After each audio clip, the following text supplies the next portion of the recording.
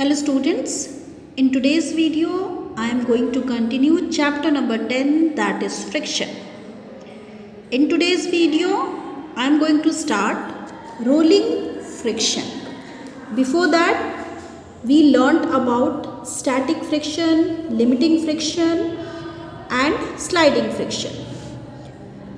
Rolling friction, the frictional force that exists between the two surfaces when a body rolls over the other is called the rolling friction. Rolling friction क्या हो गया? It is frictional force जो कि to surfaces के बीच में exist करता है जब बॉडी किसी दूसरे बॉडी के ऊपर रोल करती है. आई रिपीट, जब एक बॉडी किसी दूसरे बॉडी के ऊपर रोल कर रही है, एट दैट टाइम उनमें जो फ्रिक्शनल फोर्स एग्जिस्ट करते हैं उसको रोलिंग फ्रिक्शन कहा जाता है. Okay, for the two given surfaces, ये नेचुरल है कि अगर ये फ्रिक्शन है तो टू सरफेसेस तो होंगी ही. For two given surfaces the rolling friction is less than the sliding friction. Two given surfaces के लिए रोलिंग फ्रिक्शन की जो वैल्यू होगी it will be less than the sliding friction. Okay, and sliding friction की जो value होगी it will be less than the static friction. तो बच्चे ये जो लाइन है, this line is very important. Rolling friction is less than sliding friction and sliding friction is less than the static friction. Clear?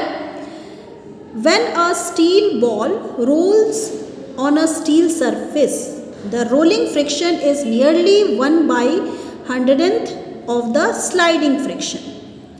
जब कोई steel ball किसी steel surface पे role करती है, at that time rolling friction की value nearly कितनी होती है? 1/100th of the sliding friction.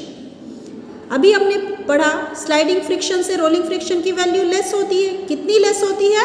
तो वो 1/100th टाइम होती है स्लाइडिंग फ्रिक्शन की. Okay, that's why ball bearing और cylinder bearing are used in machines in place of shaft and sleeve arrangement. इसी वजह से बॉल बेयरिंग या फिर सिलेंडर बेयरिंग का यूज़ किया जाता है मशीन्स में इन place of shaft and sleeve arrangement. Okay, क्यों यहाँ बोला गया? क्योंकि बॉल बेयरिंग आपने देखा होगा ज़रूर, साइकिल में यूज़ होते हैं.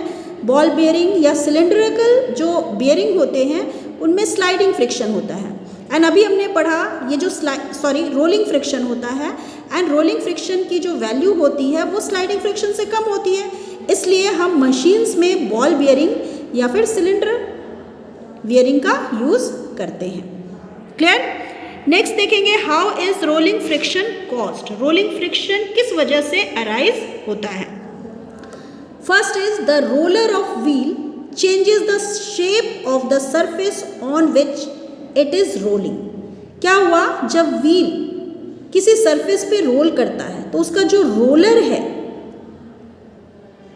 उस सरफेस की शेप को चेंज करता है, जिसकी वजह से डिप्रेशन अराइज होता है. ये डिप्रेशन किस वजह से अराइज हुआ? उस व्हीकल की वेट की वजह से हुआ. ओके, जितनी ज़्यादा वेट होगी उतनी ही ज़्यादा डिप्रेशन होगी. क्लियर? इसको फिर से मैं रिपीट करती हूँ. The roller of wheel changes the shape of the surface on which it is rolling. Wheel का जो रोलर है उस सरफेस की शेप को चेंज करता है जिस पे वो रोल कर रहा है. एंड क्यों चेंज कर पाता है? क्योंकि उसकी वेट जो है वो हैवी है. ओके, इस हैवी वेट की वजह से उसमें डिप्रेशंस अराइज होते हैं. सेकेंड, ड्यूरिंग दिस प्रोसेस, ये जो डिप्रेशन अराइज, ये जो प्रोसेस हो रही है, डिप्रेशन उसमें आ रहा है, इस प्रोसेस के समय the roller of wheel itself get its shape changed. Wheel का जो रोलर है अपनी शेप को चेंज करता है at the point of contact with the surface of body. जिस पॉइंट पे वो कॉन्टैक्ट है दूसरी सरफेस पे, means at the point of contact पे वो wheel itself get its shape change, अपनी शेप को भी चेंज करता है. ठीक है? इन चेंजेस की वजह से एक इंक्लाइंड प्लेन फॉर्म होती है एंड किस डायरेक्शन में फॉर्म होती है? In the direction of motion. किसकी? ऑफ द रोलर और द व्हील। ठीक है, तो यहाँ पे एक फोर्स की रिक्वायरमेंट होती है टू ओवरकम दिस टेम्पोररी और continuous forward moving inclined plane. ठीक है, क्योंकि आपको पता है कि यहाँ डिप्रेशन बनता जा रहा है, तो हमेशा क्या हो रही है, जब हमारी जो व्हील है आगे मूव कर रही है तो एक फोर्स की ज़रूरत हो रही है। ये फोर्स क्या कर रहा है? इसको ओवरकम कर, ये जो टेम्पोररी चेंज आ रहा है इसको ओवरकम कर रहा है।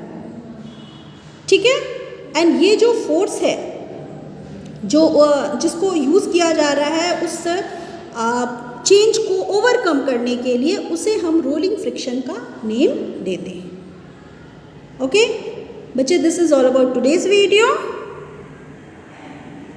बच्चे, होमवर्क में आपको अगेन ये रोलिंग फ्रिक्शन के बारे में पढ़ना है एंड साथ ही साथ ये ग्राफ मैंने आपको लाइव क्लास में शो किया था, इसके बारे में भी आपको पढ़ना है।